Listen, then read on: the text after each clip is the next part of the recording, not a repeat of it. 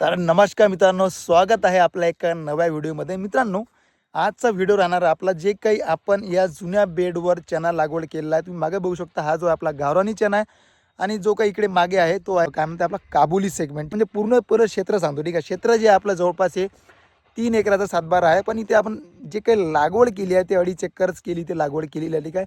काही जे शेत आहे आपलं काही नाल्यामध्ये गेलं, रस्त्यामध्ये गेला वगैरे वगैरे, आणि काही जागा सुटल्या. तर अशा प्रकारे पहिले सांगतो की 2.5 एकर क्षेत्रामध्ये आपण इथे जे काही चना आहे ते लागवड केलेला आहे. आणि इथे जे आहे आपला जवळपास 10 किलो आपला चना गावरानी पडला एवढ्या क्षेत्रामध्ये.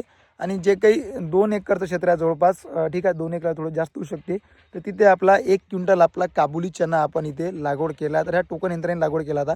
काबुली चना आपण एका जागी 2 दाणे पेरले होते आणि हा गावरानी सुद्धा एका जागी आपण 2 दाणे आपण इथे लागवड केला होता. तर अशा प्रकारे जे लागवडीचा आपला विषय राहिलेला. आणि जे काही नियोजन आतापर्यंत आपण केलं आहे, फवारणी असो, खत नियोजन, निंदणी वगैरे, काय आपण मशागत केली आहे, आंतर मशागत, तुम्हाला मी सगळं या व्हिडिओमध्ये सांगणार आहे. जेणेकरून तुम्ही जर उद्या जुन्या बेडवर तुम्ही लागवड करणार तर तुम्हाला तिथे आयडिया येऊन जाणार की कशा प्रकारे जे खर्च इथे लागू शकते किंवा कशा प्रकारे आपला प्लॉट डेव्हलप होऊ शकते. मित्रांनो, नक्की व्हिडिओ शेवटपर्यंत बघा. मित्रांनो, तुम्ही इथे बघू शकता सगळ्यात पहिले आपला चना.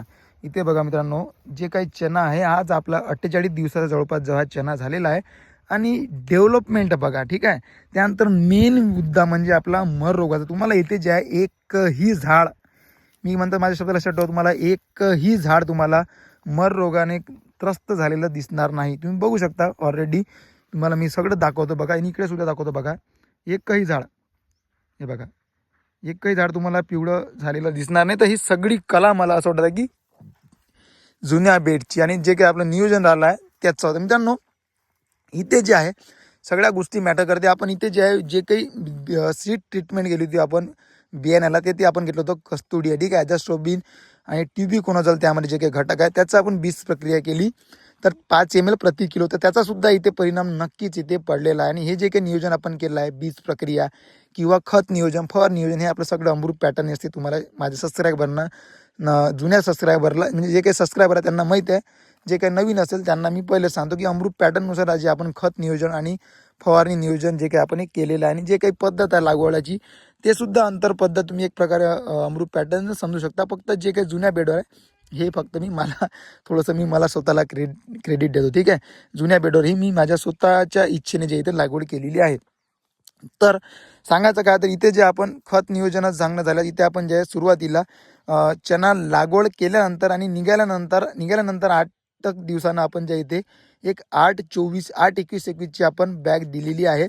म्हणजे 2.5 एकराला आपण 2 बॅग दिलेल्या आहे 40-40 किलोच्या, बरोबर आहे.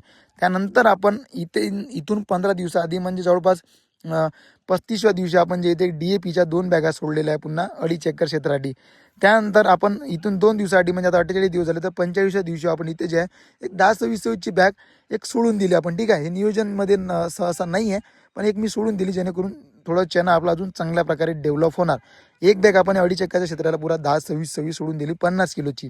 तर हे झालं खत नियोजन. आपण एवढंच केलं. याच्या व्यतिरिक्त आपण कसल्या प्रकारचं विद्राव्य खत किंवा काहीही आपण यामध्ये ड्रीपमधून सोडलेलं नाही आहे. आणि पूर्ण जे ड्रीपमधून आहे. आणि लागवड केल्यानंतर आपण 2 पाणी आपण याला स्प्रिंकलरने दिले होते, जेणेकरून चांगल्या प्रकारे निघणार आपला चना, उगवण चांगल्या होणार त्यासाठी.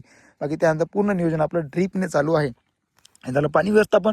त्यानंतर मित्रांनो फवारणी व्यवस्थापन विषय केला. तर फवारणी व्यवस्थापनामध्ये आपण फक्त याला सिंगल एकच फवारणी झाली आहे. त्यामध्ये आपण कसल्या प्रकारचं टॉनिक विद्राव्य खत घेतलं आणि त्यामध्ये फक्त आपण घेतलं होतं एक कीटकनाशक आणि एक बुरशीनाशक, दॅट्स इट. आपण त्यानंतर त्यामध्ये काहीच घेतलेलं नाही. तुम्ही बघू शकता without water soluble, without tonic, किती जबरदस्त भाई. अजून जर आपण यावर टॉनिक स्टिम्युलंट घेतले ना तर यापेक्षा खतरनाक तुम्हाला प्लॉट दिसेल. पण आपल्याला काही यामध्ये अतिरिक्त वाढ करून काही फायदा नाही, कारण जे काही अंतर आहे तुम्ही बघू शकता, अंतर आपलं आता झाकत येणार आहे आणि चांगल्या रीतीने झाकणार आहे. ते नॅचरली जे काही आपण खत दिले आपण त्याचा परिणाम आता इथे दिसणारच आहे.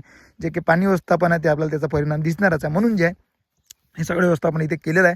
त्यानंतर मेन मुद्दा पाणी व्यवस्थापनाचा. जर मित्रांनो तुम्ही बेडवर लागवड करत असणार तर तिथे तुम्हाला पाण्याचं प्रमाण जास्त लागणार आहे, कारण इथे जे मॉइश्चर तुम्हाला जास्त ठेवावं लागणार, जेणेकरून प्लॉट हा ट्रेसमध्ये जाणार नाही. कारण ट्रेसमध्ये गेला तर जे काही अंतर आहे ते अंतर तुमचं मिळणार नाही.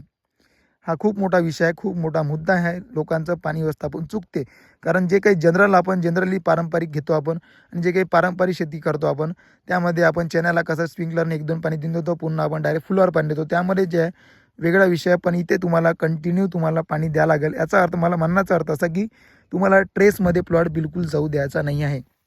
हा झाला पाण्याचा मुद्दा. त्यानंतर अंतर मशागत. मित्रांनो, इथे तुम्ही ज्या नाली जे तुम्ही बघू शकता, यामध्ये तुम्ही डायरेक्ट डवरणीसुद्धा करू शकता आणि बेडवर जे आहे तुम्ही इथे डवरणी न करता डायरेक्ट निंदन देऊ शकता. पण आपण इथे जे आहे बैलजोडी घरची नसल्यामुळे आणि काही डीपचे पाईप आपण जे काही सेंटर लाईन वगैरे टाकली आहे, किंवा मला असं वाटलं की बैलजोडीने आपला चना कुठे कुठे दबू शकते, त्यामुळे जे आहे मी इथे डायरेक्ट मजुराने जे आहे निंदन करून घेतलं आहे. पण थोडंसं मी तिथे तोट्यात राहिलो, मला निंदनाला जास्त जे इथे बाया लागल्या आणि तरीही स्टील तुम्ही बघू शकता इथे निंदन तुम्हाला इथे बघायला मिळणार. तर थोडंसं बायाने निंदन वगैरे इथे बरोबर केलं नाही. तर असं आपण इथे अंतर्मशागत केलं आहे. तुम्ही वेगवेगळ्या रीतीने तुम्ही करू शकता. मधात जे आहे तुम्ही नालीमध्ये राऊंडअपसुद्धा घेऊ शकता. घरच्या लोकांनी मारला तर फार बेटर राहणार. तर हे वेगवेगळे विषय मी जे केलं आहे तुम्हाला मी ते सांगितलेलं आहे. तर अशा प्रकारे जे काही सगळ्या गोष्टी मी तुमच्यासमोर क्लिअर केलेल्या आहे. आणि तुम्हाला चना कसा वाटला पहिली गोष्ट ते सांगा. एवढ्या कमी खर्चात आपण ट्रॅक्टर माझ्या घरी असून मी इथे कसल्याही प्रकारचं आपण इथे मशागत न करता डायरेक्ट आपण जुन्याच बेडवर आपण सोयाबीनच्या जे आहे चना लागवड केलेला आहे. आणि बघू शकता म्हणजे कसं आहे, ओव्हरऑल चना म्हणजे पीक बघूनच आपल्याला जे आहे प्रश्न विचारायला मदत होते. म्हणून जे काही प्रश्न विचारायचे तुम्ही नक्की कमेंटमध्ये विचारू शकता. तुम्हाला पटकन तुम्हाला जे आहे ते उत्तर मिळेल. आणि चॅनल नवीन असाल तर नक्कीच सबस्क्राईब करून घ्या, जेणेकरून अशी प्रॅक्टिकल माहिती आणि पुढचं नियोजन या चॅनलचं नक्कीच मिळणार आहे. कारण आता आपल्याला शेतीमध्ये खर्च कमी करणे आहे, प्लस उत्पादनसुद्धा चांगलं घेणे आहे, प्लस जमीनसुद्धा आपल्याला इथे वाचवणे आहे. तर जे काही असं SRT म्हणतो आपण, सगुणा रिजनरेटिव्ह टेक्नॉलॉजी, त्याच उद्देशानं आपण इथे जे असं चना आपण लागवड केलं. आणि इथे निवड चना नाही तर आपल्या बाजूनच जे आहे इथे तुरीचा सुद्धा प्लॉट आणि मागच्या वर्षी आपण कपाशीचा सुद्धा आपण प्लॉट घेतलेला होता. तर नक्कीच अनुभव आपल्याला जुना भेट आलेला आहे. काहीच इथे विषय नाही आहे. नक्कीच उत्पादन चांगलं मिळणार. मित्रांनो, नक्कीच सबस्क्राईब करून घ्या, बेल आयकॉनसुद्धा प्रेस करून घ्या, व्हिडिओ नक्की लाईक करा आणि शेतकऱ्यापर्यंत मेन म्हणजे शेअर करा, जेणेकरून अशी प्रॅक्टिकल माहिती शेतकऱ्यापर्यंत पोहोचली पाहिजे. मित्रांनो, भेटूया. धन्यवाद.